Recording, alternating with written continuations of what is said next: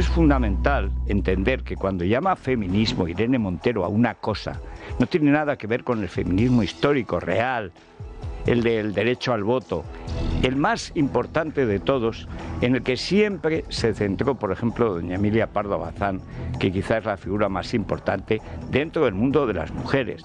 En el mundo de los hombres los ha habido siempre, por ejemplo, el padre Benito Jerónimo Feijóo, o Castro, el padre Castro, que fue uno de los... Siempre entre los curas ha habido un sector, aunque estas idiotas no lo conozcan, muy favorable a los intereses de la mujer. ¿Por qué? Porque veían, sobre todo en el caso del alcoholismo, cómo sufrían las mujeres y sus hijos. Y doña Emilia Pardo Bazán hablaba que con la propiedad se garantizaba la libertad y que había que garantizar la propiedad de las mujeres, para lo cual había que garantizar el derecho al trabajo. Una de las primeras novelas suyas de lucha social se llama La Tribuna, y en La Tribuna pues es una militante entonces de izquierdas, digamos que hacía además barquillos.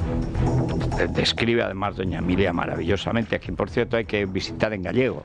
Ella no escribió en gallego, pero como no vayas en gallego es que no ves el Pazo de doña Emilia Pardo Bazán, que luego fue el Pazo de Meirás de Franco, porque se lo regalaron a Franco. O sea, Franco no lo robó, se lo regalaron, agradecidos por ganar la guerra que estaba perdida. A ver si empezamos a contar las cosas. Pero doña Emilia cuenta cómo hacía barquillos y cómo le daban con el dedo, al final ten más que dedo, lo que tenían, estaba quemado prácticamente, lo que tenían era un palo en el dedo para darle la vuelta al barquillo y que salía finito, y como se vendían los barquillos en el parque, que a los niños siempre les gustan. Bueno, y a los mayores. Ahora ya se encuentran en el Corte Inglés. Pero en esa época, como no fueras yo no vi un barquillo hasta que no fui mayor y llegué a la capital. Los veía en las películas, la zarzuela y eso. Doña Emilia pensaba que la propiedad y el trabajo que te da la propiedad, el vivir de tu sueldo, es lo que te hacía libre.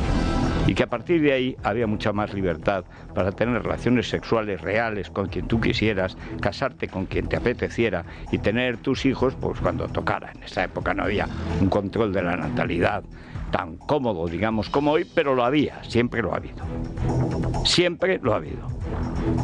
Salvo excepciones, en las clases altas siempre ha habido menos niños que en las bajas. ¿Por qué? Porque había más control. Y pues se lo podían permitir también, como ustedes quieran. Pero la clave era la igualdad ante la ley. Y hay un momento clave en la historia moderna de España, que es uno de los primeros países que tuvo el derecho al voto. El primer derecho al voto se da en unas elecciones municipales en la época de Primo de Rivera, antes de la República. Votaban las mujeres de su casa, que se decía, las amas de casa, las que tenían familia a su servicio, de alguna manera las que tenían propiedad.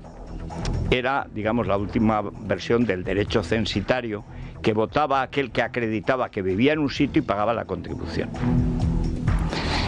Lo cual, pues, tenía su lógica, porque era una persona responsable, que no iba a votar a lo loco, que no iba a vender su voto porque tenía sus propios intereses. Es decir, el voto censitario tenía su lógica en su tiempo. Cuando ya se extiende la propiedad y se extiende la educación, ya no tenía sentido y desapareció.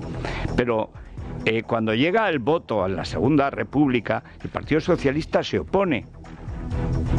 Se opone.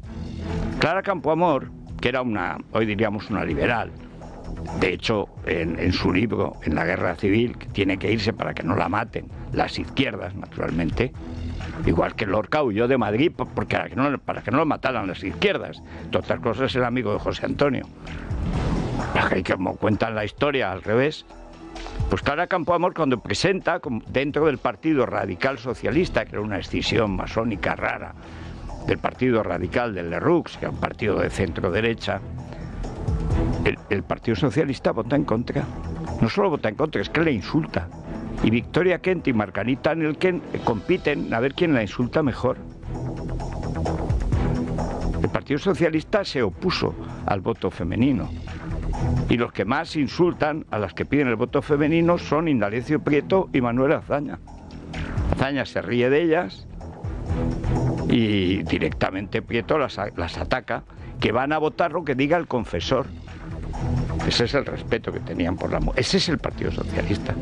Entonces ayer cuando se presentan todas las conquistas, ¿qué decir? Son mamarrachas. Eso decirlo a que no sepa nada de la historia de España.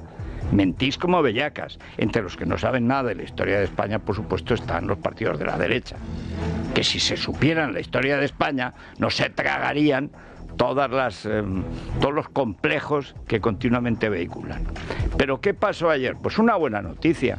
Se han liado tanto ya con los términos que al final ya no saben lo que significan. Porque si una mujer es cualquier cosa, pues entonces estás defendiendo cualquier cosa y por lo tanto ninguna, que es lo que sucede. Mujeres con pene, mujeres con vagina, hay más mujeres de las que imaginas, decía Pam.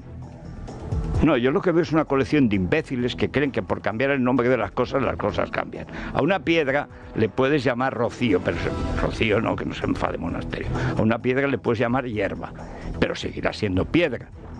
Y si a la piedra le llamas hierba y a la hierba le llamas piedra, no por eso va a cambiar la naturaleza de la cosa. Otra cosa es que tú prohíbas a la gente llamar piedra a la piedra, hierba a la hierba, hombre al hombre, mujer a la mujer, que es lo que estamos viviendo. Eso fatalmente colapsará, pero mientras se llevará por delante muchas vidas, mucha salud, muchísimo dinero y una pérdida enorme de tiempo. Esto si somos optimistas.